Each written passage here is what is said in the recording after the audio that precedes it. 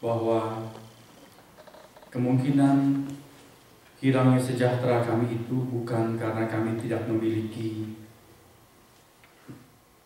materi tertentu, bukan karena kami kehilangan acara tertentu, melainkan karena tidak mustahil hubungan yang terganggu antara kami dengan Engkau. Kami hendak berdoa senantiasa seperti Raja Daud, memohon agar Engkau memulihkan sukacita di dalam batin kami. Perbaharui roh kami dengan suatu hal yang teguh, kesetiaan dan kesucian, supaya damai sejahtera dan sukacita surgawi selalu boleh tercurah dalam hati kami. Dalam segala keadaan kami boleh tegar, dalam segala keadaan kami boleh mengalami damai sejahtera. Ya Tuhan, kami hendak merenungkan firman Tuhan, baik untuk kami yang dewasa di sini maupun untuk adik-adik kami di dalam kelas bersama dengan para pengasuh, pengajar mereka. Berilah kami berkat supaya firman Tuhan untuk hari ini, bulan Maret tanggal 13, boleh sungguh kami peroleh menjadi berkat yang istimewa. Tolong kami setiap orang, termasuk dia yang memberitakan, karena tanpa Tuhan kami tidak bisa mengerti, apalagi melaksanakan firman Tuhan. Dalam nama Tuhan Yesus kami sudah berdoa. Amin.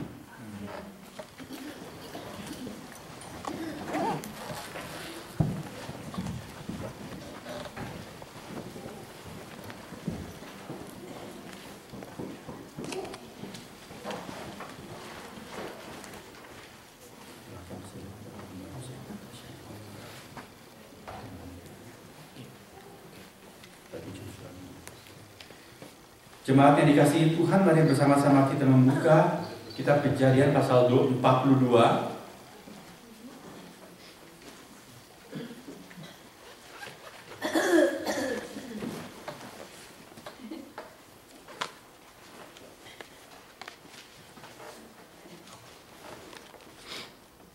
Saya akan membacakan buat kita satu bagian yang agak panjang, ayat 1 sampai dengan 22.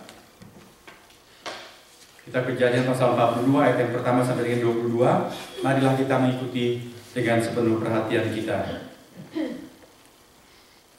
Kejadian 42 ayat yang pertama, saya mulai sampai dengan ayat yang ke-42.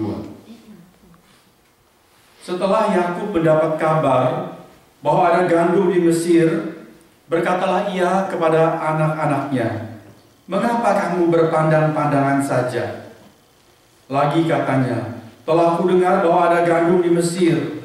Pergilah ke sana dan belilah gandum di sana untuk kita, supaya kita tetap hidup dan jangan mati." Lalu pergilah 10 orang saudara Yusuf untuk membeli gandum di Mesir. Tetapi Yakub tidak membiarkan Benyamin, adik Yusuf, pergi bersama-sama dengan saudara-saudaranya, sebab pikirnya, jangan-jangan ia ditimpa kecelakaan nanti. Jadi di antara orang yang datang membeli gandum, terdapatlah juga anak-anak Israel, sebab ada kelaparan di tanah Kanaan. Sementara itu Yusuf telah menjadi mangku bumi di negeri itu. Dialah yang menjual gandum kepada seluruh rakyat negeri itu. Jadi ketika saudara-saudara Yusuf datang, kepadanya lah mereka menghadap dan sujud dengan mukanya sampai ke tanah. Ketika Yusuf melihat saudara-saudaranya, segeralah mereka dikenalnya, tetapi ia berlaku seolah-olah ia seorang asing kepada mereka.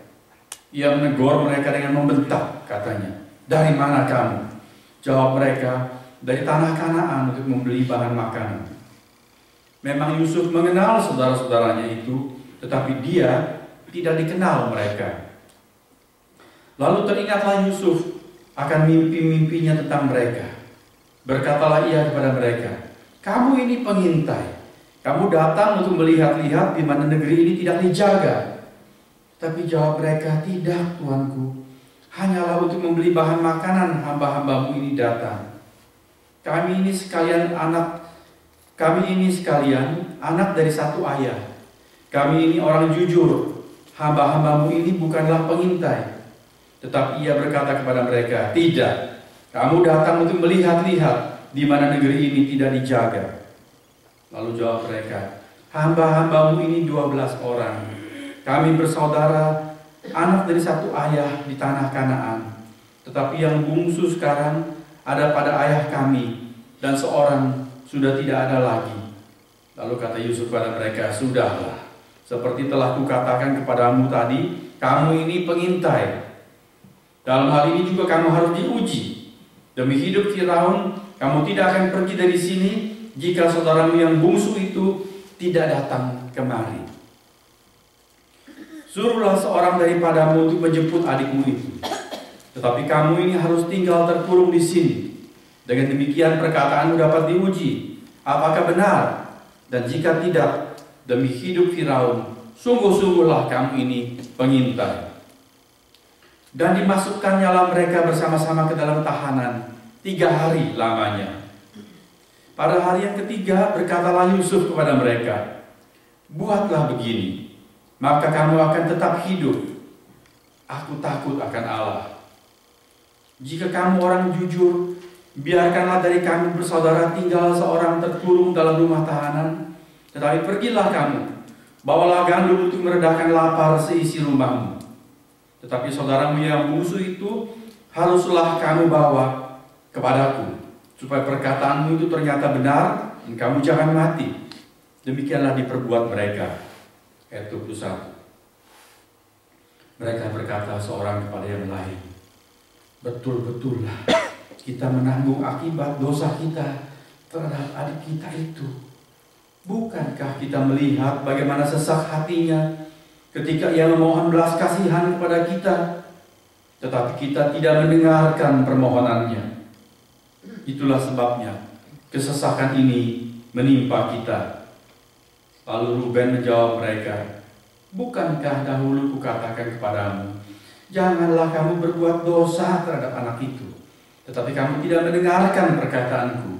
Sekarang darahnya dituntut daripada kita." Ini hanya sebagian dari satu episode yang sangat menarik, saudara-saudara. Sampai kira-kira pasal 47, saudara akan mendapatkan satu babakan kisah yang sangat mencekam, sangat banyak hikmat di dalamnya, tidak kalah dengan telenovela di TV. Kalau saudara merenungkan, sangat menarik. Hari ini saya hendak mengangkat sebuah tema, nurani yang sehat membawa berkat. Dan mengurai tema ini, saya hendak mulai dari akhir tema atau kata terakhir dalam tema, yaitu berkat. Siapa yang tidak membutuhkan berkat? Setiap orang membutuhkan berkat. Kalau kita berdoa, sering kita menggunakan kata itu, "Berkatilah kami ya Tuhan." Sebelum kebaktian berdoa, "Berkatilah kebaktian ini Tuhan." Setiap orang membutuhkan berkat. Dan bila kita memohon berkat, kita datang kepada Tuhan, itu adalah alamat yang tepat, tidak keliru. Karena Allah adalah memang sumber segala berkat. Saudara-saudara, waktu kita merenungkan tentang berkat, hari ini marilah kita segarkan bahwa paling sedikit kita bisa mengkategorikan, mengklasifikasikan, menggolongkan berkat itu menjadi 2 golongan besar. Satu berkat umum, satu berkat-berkat istimewa. Allah Sang Pencipta itu adalah Allah yang bertanggung jawab.